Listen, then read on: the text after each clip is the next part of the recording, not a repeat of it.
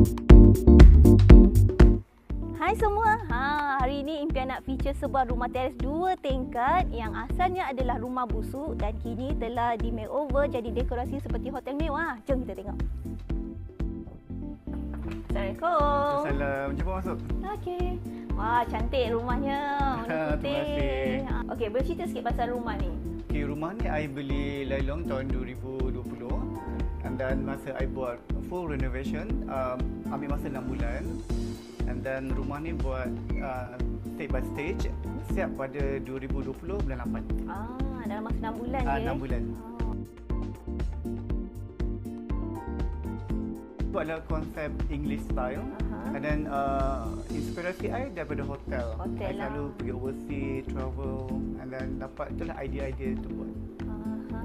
Cantik. Ni selalu jadi tempat favourite spot ke ni? Private spot I adalah kat sini. Tempat tengok TV, makan pun kat sini juga. Makan sini, buat kerja pun kat sini. Kat sini juga.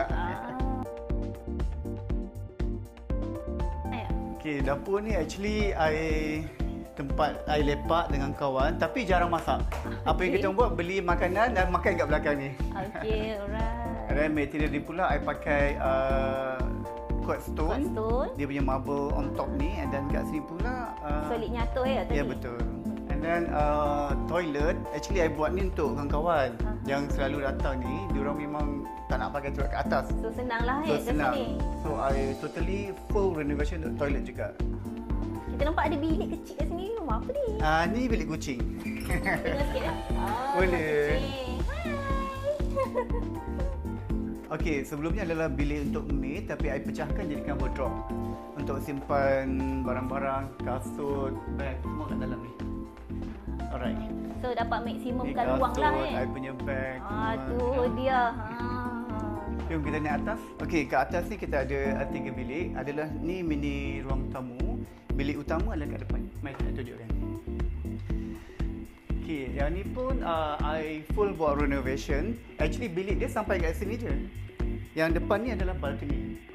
I pecahkan, extend, jadikan besarkan. Bilik toilet ni pula sepatutnya menghadap sini.